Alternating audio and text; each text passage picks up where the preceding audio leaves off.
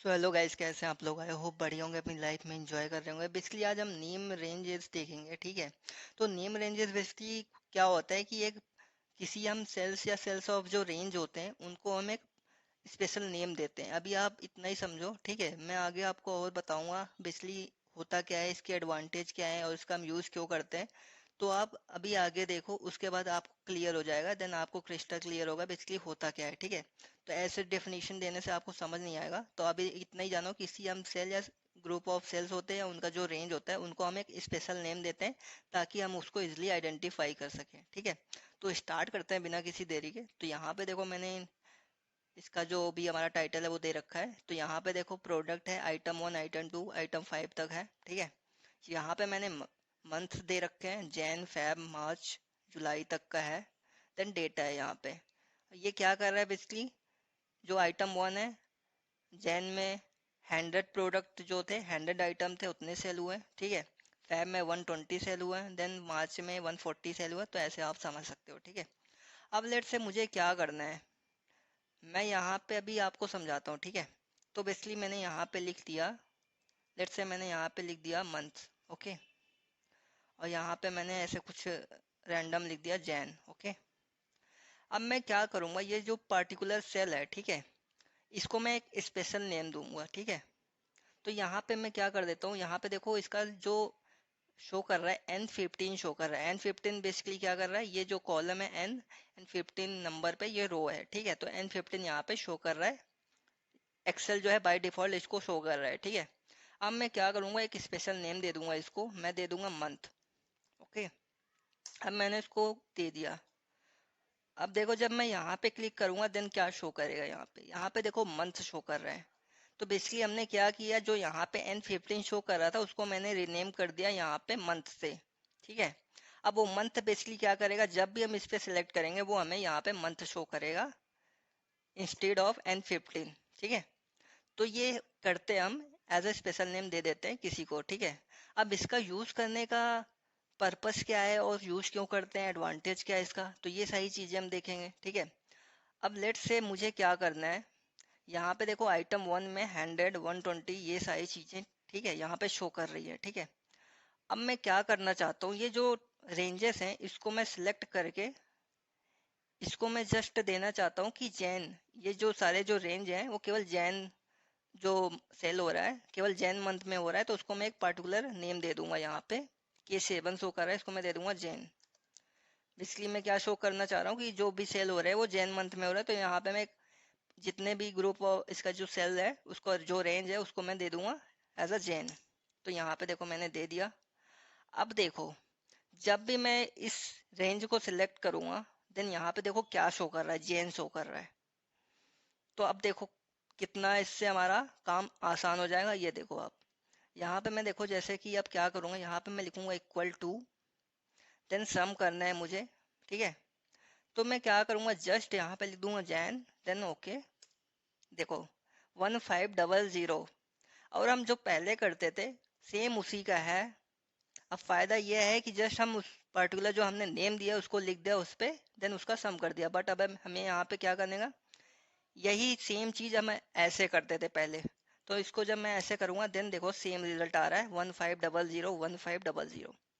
तो I hope आपको समझ आया होगा। इसलिए देखो फायदा क्या हुआ कि हमने जो सेल्स ऑफ रेंज था उसको मैंने एक नेम दे दिया, देन उसका क्या किया, मैंने सम कर दिया केवल उस नेम को दे के, ठीक है।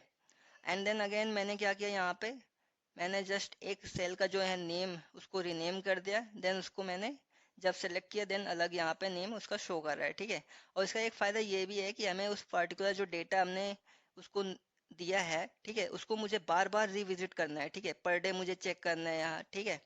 तो मैं क्या करूँगा, जस्ट यहाँ पे ड्रॉप डाउन का ऑप्शन रहेगा, जस्ट मैं जेन सेलेक्ट करूँगा, देन उसमें क्या होगा, डेटा सेलेक्ट हो जाएगा ऑटोमेटिकली जो मैंने उसका नेम दिया था। तो इसमें अब फायदा ये है कि मेरे पास इसमें 1 लाख प्लस डेटा है या 1000 प्लस डेटा है, देन उसको मैं सेलेक्ट कर सकता हूँ जस्ट जो मैंने नेम दिया है उसको चूज करके, ठीक है।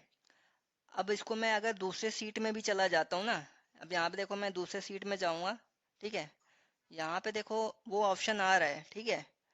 मैं किसी भी सीट में चला जाऊं, ठीक है, वो ऑप्शन शो करेगा, ड्रॉप डाउन आएगा, जस्ट मुझे सिलेक्ट करना पड़ेगा वो ड्रॉप डाउन, हम उसी सीट में वापस आ जाएंगे, देन उसको हम चेक कर सकते हैं, ठीक है। तो ये फ़ायदा है इसका। और फॉर्मूला मैंने बता ही दिया कैसे यूज़ कर सकते हैं। अब देखते हैं दूसरा तरीका इसका क्या है। मैं जाऊँगा फॉर्मूलाज में, ठीक है। अब यहाँ पे देखो नेम मैनेजर का ऑप्शन आ रहा है, ठीक है, तो इसको मैं सेलेक्ट करूँगा। मैंने सेलेक्ट किया, यहाँ पे देखो जो मैंने नेम दिया था जैन एंड मंथ, यहाँ पे डेटा शो कर रहा है, और यहाँ पे जो उसकी रेंज थी, यहाँ पे देखो रेंज क्या आ रहा है, N15 थी जो मैंने पहले दिया था। दूसरा जो था वो K7 to K11 है, उसका रेंज आ रहा है यहाँ पे। अब लेट से मुझे क्या करना है, एक नया डेटा ऐड करना है, ठीक है। यहाँ पे मैं नया नेम दे दूंगा। इसमें एक चीज़ और बताऊंगा मैं आपको। लेट से यहाँ पे मैंने दे दिया item 1, ठीक है। अब देखो इसमें मैंने स्पेस दिया जानबूझ के, ठीक है। यहाँ पे मैं कुछ भी एक कमेंट दे देता हूँ, ठीक है। अब यहाँ पे जो मैं रेंज सिलेक्ट करना चाहता हूँ वो दूंगा यहाँ पे, ठीक है। लेट से मैं फेब मंथ का रेंज लेना चाहता हूँ, ठीक है। फेब मंथ का मैंने ले लिया, और यहाँ पे मैं नेम चेंज कर देता हूँ, फेब मंथ, ठीक है। तो फेब मंथ दे दिया मैंने। अब देखो मैं ओके करूँगा तो ये एरर शो करेगा, ये देखो एरर आ रहा है, बिकॉज ऑफ मैंने यहाँ पे क्या किया है, स्पेस दिया है, ठीक है। तो स्पेस अलाउ नहीं है एक्सेल में, इसलिए हम अंडरस्कोर का यूज़ करेंगे। अगर हमें कुछ स्पेस में लिखना है देन हम उसके लिए अंडरस्कोर यूज़ करेंगे, ठीक है। तो ये चीज़ें आपको ध्यान रखनी है। अब मैं इसको ओके कर दूंगा, ठीक है, क्लोज। अब देखो क्या होगा, अब जब मैं इसको सिलेक्ट करूंगा देखो यहाँ पे शो करेगा फेब_मंथ। तो ये देखो इसका फ़ायदा ये है, ठीक है। तो हम इसको दो तरीके से कर सकते हैं, आपने देखा। एक तो हम इसी सीट में रह के भी यहाँ से चेंज कर सकते हैं उस डेटा को सिलेक्ट करके, दूसरा यहाँ पे नेम मैनेजर में जाके हम कर सकते हैं, ठीक है। अब मुझे क्या करना है कि जो जितने भी यहाँ पे डेटा शो कर रहे हैं, ठीक है, अप्रैल मई जून जुलाई, मुझे सबको एक बार में दे देना है। जो भी सेल्स का रेंज है, जो भी ग्रुप ऑफ सेल्स हैं, उनको मुझे एक बार में उसका नेम सिलेक्ट करके दे देना है, ठीक है। तो मैं क्या करूँगा, क्रिएट फ्रॉम सिलेक्शन जाऊँगा, यहाँ पे टॉप रो सिलेक्ट करूँगा, ठीक है, ओके करूँगा, ठीक हो देख। तो ये देखो आपको समझ नहीं आया बेसिकली मैंने किया गया, ठीक है। मैंने क्या किया, क्रिएट फ्रॉम सिलेक्शन में जाके मैंने उसको टॉप रो सिलेक्ट करके जस्ट मैंने उसको ओके कर दिया, लेकिन आपको पता ही नहीं चला हुआ क्या। तो मैं बताता हूँ क्या हुआ। यहाँ पे जाओ आप, ठीक है। तो यहाँ पे देखो जो मैंने सिलेक्ट किया था, मार्च मई जून, जो भी मैंने सिलेक्ट किया था यहाँ पे सारा शो कर रहा है, ठीक है, देख सकते हो आप। अब मैं जस्ट इसको अगर सेलेक्ट करूँगा देन यहाँ पे ऑटोमेटिकली वो सिलेक्ट हो जाएगा जितने भी मेरे डेटा है यहाँ जुलाई में, ठीक है।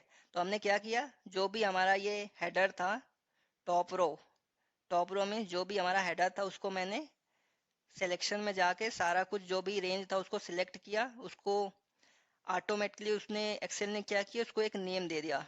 नेम क्या था, जो यहाँ पे अप्रैल मई जून जुलाई जो शो कर रहा है उसने उसको बाय डिफॉल्ट दे दिया। अब जब हम उस डेटा को सिलेक्ट करेंगे वो यहाँ पे शो करेगा।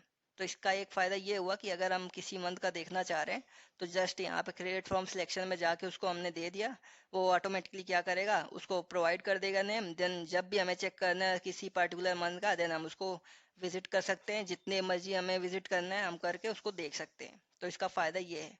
तो ये था हमारा नेम रेंज। तो ये हमने देख लिया कि कैसे हम पर्टिकुलर जो भी सेल है उसको दे सकते हैं, रीनेम कर सकते हैं, और जो भी हमारा सेल्स ऑफ रेंज है उसको हम दे सकते हैं, ठीक है। तो ये सारी चीज़ें हम कर सकते हैं एक्सेल में नेम रेंज की मदद से। तो आई होप आपको समझ आया होगा आज जो भी मैंने बताया, ठीक है। तो आज के लिए इतना ही, ठीक है। तो have a good day, enjoy.